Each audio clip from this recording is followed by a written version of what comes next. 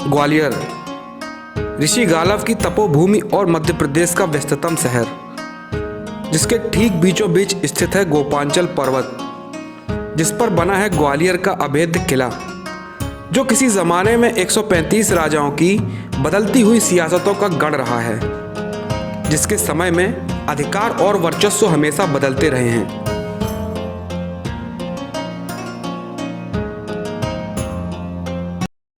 तो दोस्तों, स्वागत है आप सबका एक बार फिर मेरे YouTube चैनल पर। तो दोस्तों, आज हम चलने वाले हैं ग्वालियर फोर्ट, जो कि गोपांचल पर्वत पर स्थित है। और अभी इस वक्त हम हैं उरवाई गेट पर, जिसे कि कुतुबुद्दीन ऐबक के पुत्र इल्तुतमिश ने बनवाया था 13वीं शताब्दी में। तो दोस्तों, फिर चलते हैं आगे की ओर और देखते हैं ग्वालियर का किला।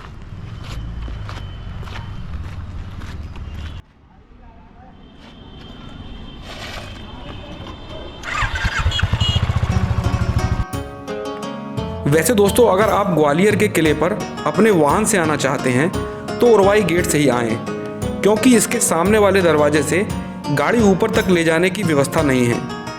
किले गेट वाले रास्ते से आप किले पर पैदल ही आ सकते हैं।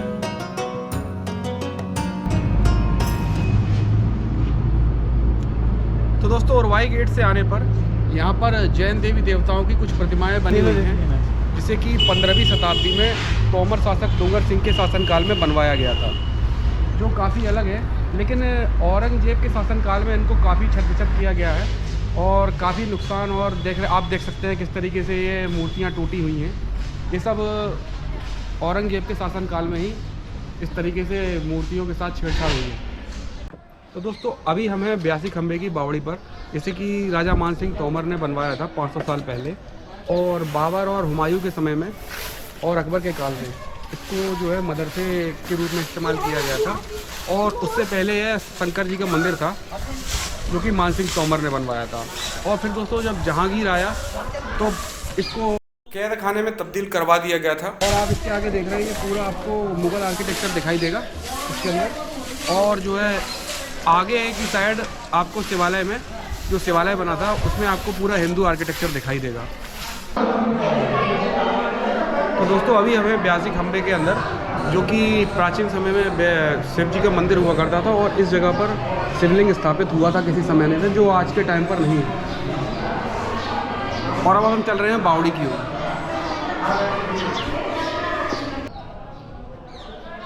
तो दोस्तों, ये है बावड़ी, जो कि संसद के आकार में बनी हुई है, और इसके राइट और लेफ़्ट दोनों साइड गेट बने हुए हैं, जिसमें कि आप उधर से होकर आ सकते हैं इसमें। और बारिश के दिनों में जब इसमें पानी ऊपर आ जाता है, तब आप उस वाले गेट से जो है पानी ले सकते हैं इस्तेमाल के लिए। और यह इस 82 खंबे के साथ की ही बनी हुई है, राजा मान सिंह के दौर की। तो दोस्तों, वैसे तो इस किले पर 135 राजाओं ने राज किया है, लेकिन मान सिंह तोमर के नाम से इसको ज़्यादा जानते हैं, क्योंकि ये भवन जो आप देख रहे हैं, ये मान सिंह तोमर ने बनवाया था 9वीं शताब्दी में। लेकिन इस किले के सबसे पहले राजा थे सूरज सेन, जिन्होंने इस किले का निर्माण सर्वप्रथम 7वीं या 8वीं शताब्दी में करवाया था। और ये जो आप गेट देख रहे हैं, इसको बोलते हैं एलिफेंट गेट। और इसके साइड जो नीचे की साइड निकल जाते हैं एलिफेंट गेट के नीचे के, उसको बोलते हैं किले गेट। और ये जो आप बस्ती देख रहे हैं, ये पुरानी बस्ती है, इसको बोलते हैं पुराना ग्वालियर, जो आप देख सकते हैं कि किस तरीके से अव्यवस्थित तरीके से बना हुआ है। इस वजह से इसको बोलते हैं पुराना ग्वालियर। हो गया।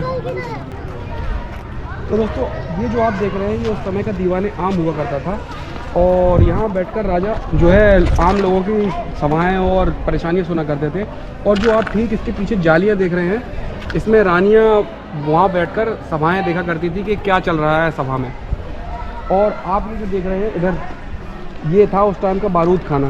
यहाँ पर जो है सैनिकों के बारूद वगैरह स्टोर किए जाते थे। और दोस्तों, दीवाने आम के जो इस साइड सीधे में जो आप बिल्डिंग देख रहे हैं, ये कभी अंग्रेज़ों के ज़माने का हॉस्पिटल हुआ करता था, जिसे कि आज की तारीख में म्यूज़ियम के रूप में कन्वर्ट कर दिया गया है।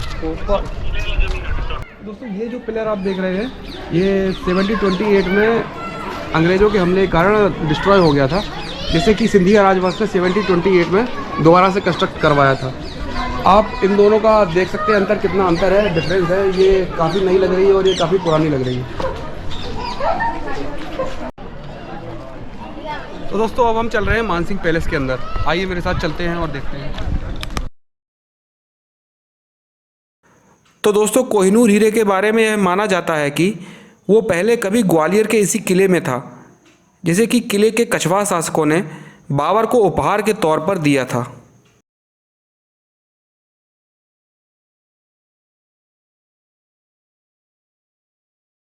तो दोस्तों ये जो आप ओपन हॉल बना हुआ देख रहे हैं, इसके बारे में माना जाता है कि कभी राजा मान सिंह अपने परिवार के साथ यहाँ क्लासिकल डांस का आनंद लिया करते थे। और ये जो आप ऊपर जो बैठने की जगह देख रहे हैं, ये कभी राजा मान सिंह के बैठने की जगह हुआ करती थी।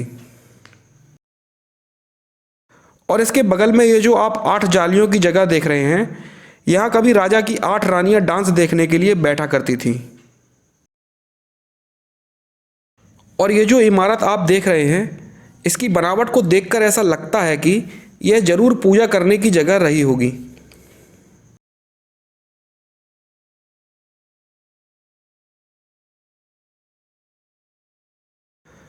तो दोस्तों यह वही जगह है जहां से रानियां दीवाने आम की कार्यवाही देखा करती थीं, जैसा कि हमने किले के बाहर बताया था।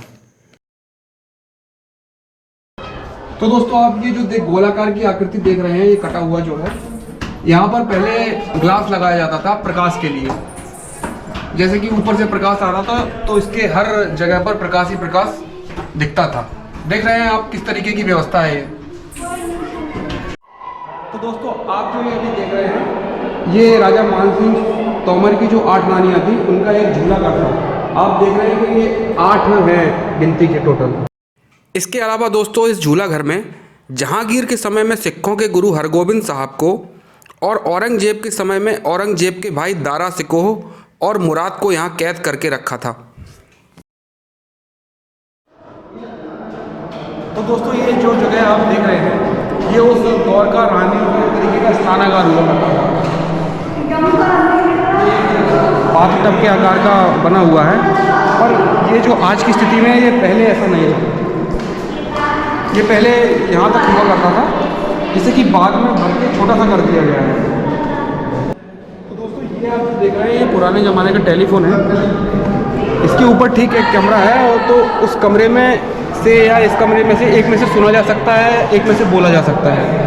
आप यहाँ से बोलेंगे तो ऊपर जाके सुनाई दे सकता है कि आप क्या बोल रहा है ऊपर वाला, या नीचे वाला क्या सुन रहा है। तो दोस्तों ये जो कमरा आप देख रहे हैं, किसी समय पर ये जगह राजा मान सिंह का झूला हुआ करता था। आप देख रहे हैं ऊपर जो है, ये 4 पिलर लगे हुए हैं, उसके झूला टांगने के लोहे के।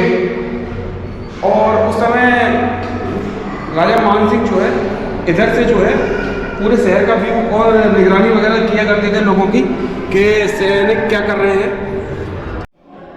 और दोस्तों राजा मान सिंह के बाद जब मुगल दौर आया, तो इस कमरे को फांसी घर के रूप में यूज़ किया जाता था। कहते हैं कि औरंगजेब का जो भाई था मुराद, उसको यहीं पर फांसी दी गई थी। और जो आप ये छत देख रहे हैं ब्लैक, पहले ब्लू हुआ करती थी, लेकिन जब से यह फांसी घर के रूप में बनी थी, तब से इसकी छत जो है ब्लैक हो गई। तो दोस्तों ये जगह जो आप देख रहे हैं, उस समय का मीटिंग हॉल हुआ करती थी। यहाँ पर राजा मान सिंह अपने खास लोगों के साथ मीटिंगें किया करते थे। जैसे आप देख रहे हैं, ये जो है राजा के बैठने की जगह थी, और वहाँ आसपास जो आप देख रहे हैं, ये दूसरे लोगों के बैठने की जगह थी। और दोस्तों चांदनी रात के समय ऊपर बैठ के मीटिंग हुआ करती थी, और रात्रि के टाइम पर सब लोग यहाँ बैठा करते थे। ये जो जगह देख रहे हैं, यहाँ पर किसी ज़माने में शीशा लगा करता था, और जो कि मसालों के दौरान रिफ्लेक्ट होकर रात में जो है उजाले का प्रबंध होता था यहाँ पर। और दिन में इन पर जो है कर्टन डाल दिए जाते थे। आप देख रहे होंगे यहाँ पर ऊपर लगे हुए कर्टन की व्यवस्था है ऊपर, जिससे कि रात दिन में जो है आंखों पे रोशनी ना पड़े। तो दोस्तों ये जो आप देख रहे हैं, ये राजा मान सिंह के गर्मियों का एक तरीके से बेडरूम था। और ये जो आप ये ठंडी हवा के लिए एक व्यवस्था थी, इसके ऊपर कर्टन डल जाते थे। यहाँ से कील निकाल ली गई है, और खस का कर्टन डलता था इसके, और जो हवा वहाँ से आती थी तो एकदम ठंडी हवा अंदर की ओर आती थी। तो दोस्तों ये जो है उस समय का नर्तकियों का मेकअप रूम हुआ करता था। ये जो आप देख रहे हैं, ये उस समय के उसमें कर्टन लग जाते थे और ये जो है 3 साइड से इस तरीके से डिवाइड हो जाते थे कर्टन लग के बाद।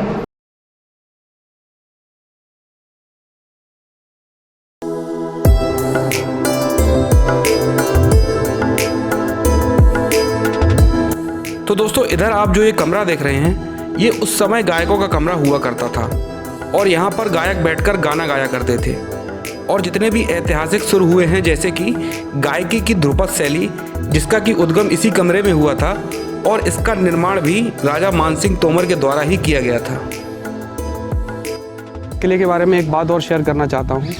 कहते हैं कि जब गुरु हरगोबिंद, जो कि सिखों के गुरु थे, इस किले में जब उनको कैद किया था, तब बादशाह जहांगीर की तबीयत जो है अचानक से ख़राब रहने लगी।